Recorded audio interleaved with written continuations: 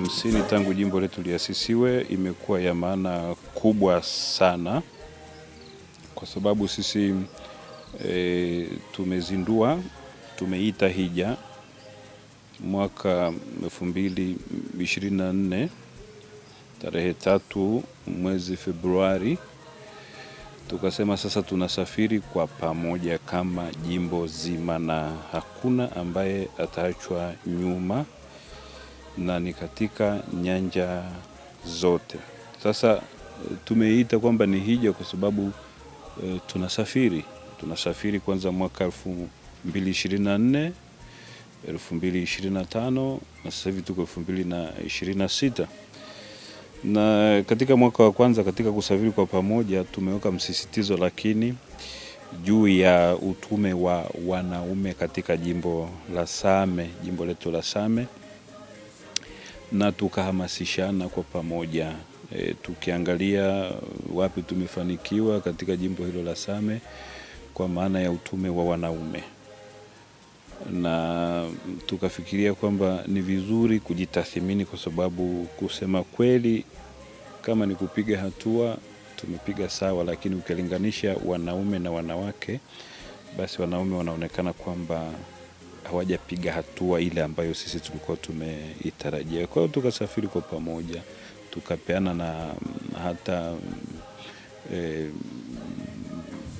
kazi za kufanya, shughuli za kutekeleza katika kipindi hicho cha 2024 wote kwa pamoja, lakini kama ninavyosema tukisisitiza habari ya utume wa wanaume. Tukasafiri tukamaliza na tukaingia katika mwaka 2025, tukatafakari juu ya utume wa wanawake jimboni Same WAWATA. Kama tunataka kupima kwa macho ya kibinadamu, utume wa wanawake umefanya kazi vizuri sana. Wamekuwa ni walezi wa familia zao, wamekuwa ni walezi wa jumuiya ndogo ndogo, wamekuwa ni walezi wa parokia mbalimbali, vigango mbalimbali, lakini kwa kweli wamekuwa ni walezi wa tuna seminari yetu tunaita Chanjale, wamekuwa pia ni walezi wa hiyo seminari kwa nafasi yao. Lakini sasa tunaongea habari ya jimbo, kwa kweli wamekuwa ni walezi katika jimbo letu. Kwa hiyo kuna mafanikio lakini pia kuna mapungufu. Na sasa mwaka huu 2026 tukafikiria kwa pamoja tukiongozwa na Mwashamba Baskofu ambaye ndiye kiongozi wetu mkuu kwamba tuangalie kidogo juu ya utume wa familia jimboni Same. Na hata tangu tuanze 2024, tangu tuzindue hii safari ambayo nakuambia kwamba ni ya hija, basi ndoa mbalimbali zimerekebishwa katika mabano, ndoa mbalimbali zimebarikiwa, alafu malezi yamefanyika katika ngazi ya familia, katika ngazi ya jumuiya ndogo ndogo, vigango na parokia.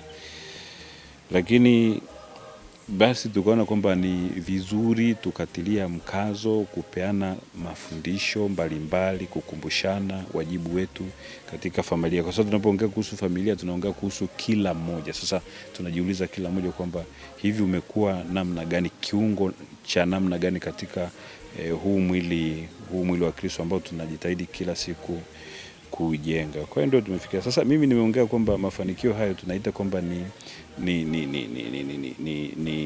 ni safari ya kiroho. Safari ya kiroho ndio tunasema kwamba ni hija. Sasa mafanikio ndio tunafanyia sasa tathmini. Tathmini yake ni ile ambayo tuliweka kama kauli mbiu ya jimbo letu la Same. Tukasema kwamba tutafakari juu ya kitabu cha Ufunuo sura 21 aya ya 5. Tukasema kwamba tukiongozwa na Mungu mwenyewe kwa kweli, kwa sababu ndiye anaongoza roho zetu, ndiye anaongoza maisha yetu.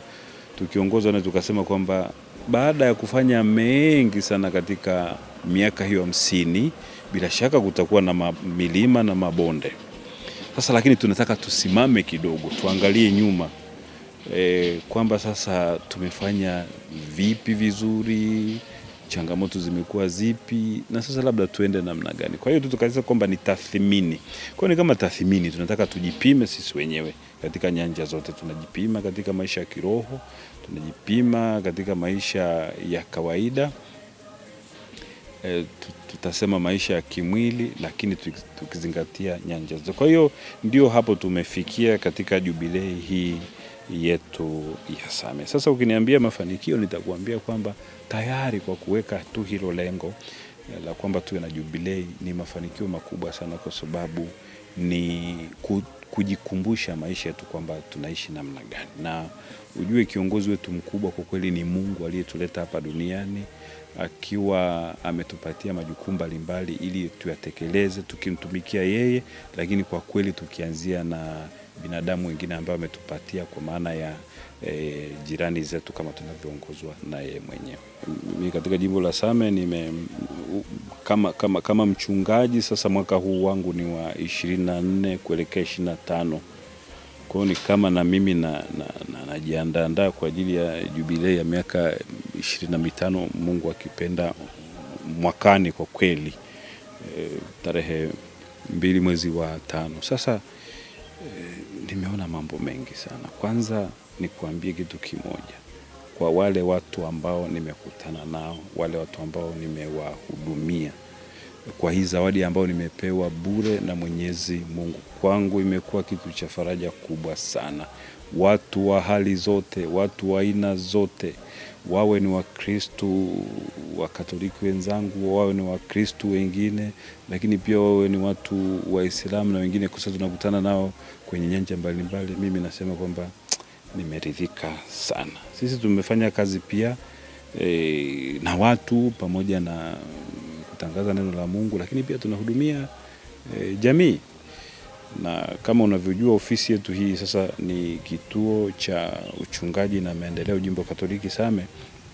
Kwa hiyo tunayo miradi kadhaa ambayo pamoja na kutangaza neno la Mungu, basi tunaenda kuwakuta wale watu, na hasa wale ambao wana mahitaji maalum kabisa. Kwa hiyo tunaenda na watu wa Caritas katika ofisi hii. Tunaenda na watu ambao wanahudumia kina mama katika nyanja mbalimbali, kuangalia mafanikio yao, kuangalia fursa na changamoto.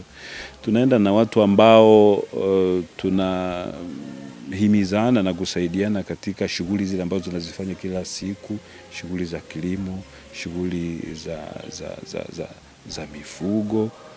Alafu tunaenda pia kuhudumia watu kama nilivyosema, wenye shida mbalimbali, kama vile maskini kabisa, wale ambao hawana kipato cha kukidhi ile hadhi kabisa ya maisha, dignity ya maisha yao.